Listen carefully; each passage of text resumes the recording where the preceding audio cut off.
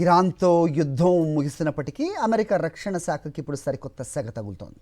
ఇరాన్తో యుద్ధం కారణంగా అమెరికా ఆయుధాగారం దాదాపు ఖాళీ అయిపోయినట్టుగా సంచలన నివేదికలు బయటకొచ్చాయి. ఈ తీవ్ర ఆయుధాల కొరతను అధిగమించడానికి అధ్యక్షుడు డొనాల్డ్ ట్రంప్, పెంటగాన్ ఉన్నతాధికారులు ఈ వారం రక్షణ రంగ సంస్థలతో అత్యవసర సమావేశాలు నిర్వహించారు. యుద్ధం కోసం అదనంగా $70 బిలియన్ నిధులను మంజూరు చేయాలని ట్రంప్ కాంగ్రెస్ను కోరారు. అయితే భవిష్యత్తులో చైనాతో రాబోయే ముప్పును తట్టుకోవడానికి ఈ ఆయుధాల కొరత పెద్ద అడ్డంకిగా మారనుందని రక్షణ నిపుణులు హెచ్చరిస్తున్నారు. దీనికి సంబంధించిన పూర్తి వివరాలు ఒకసారి చూద్దాం. అమెరికా రక్షణ రంగం ప్రస్తుతం ఊహించని సంక్షోభాన్ని ఎదుర్కొంటుంది. ఇరాన్తో జరిగిన యుద్ధంలో అమెరికా తన ఆయుధ సామగ్రిని భారీగా తగలేసింది.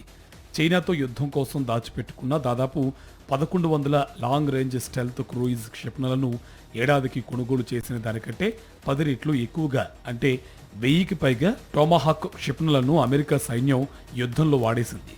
వీటికి తోడు 1200కు పైగా పేట్రియాట్ ఇంటర్సెప్టార్ క్షిపణులు, 1000కి పైగా ప్రెసిషన్ స్ట్రైక్ క్షిపణులు ఖర్చవడంతో అమెరికా ప్యాట్రియాట్ నిల్వలు ప్రమాదకర స్థాయికి పడిపోయాయి.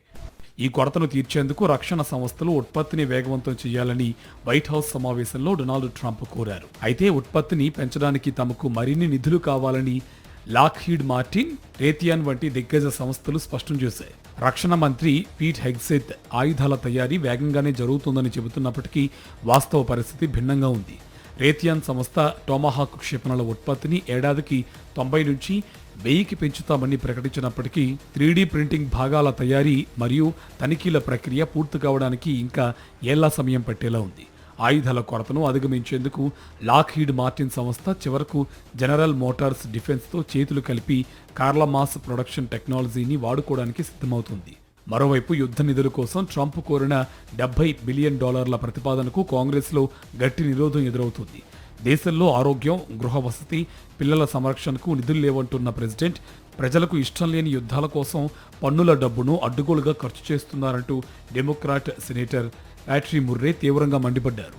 ఇరాన్ యుద్ధాన్ని అమెరికా ప్రస్తుతానికి మేనేజ్ చేయగలిగినప్పటికీ ఈ ఆయుధాల కొరత తీరడానికి చాలా ఏళ్లు పడుతుందని, ఈలోగా పసిఫిక్ ప్రాంతంలో చైనాతో గనుక ఘర్షణ వస్తే అమెరికా తీవ్రంగా నష్టపోయే ప్రమాదం ఉందని centre for strategic and international studies హెచ్చరించింది.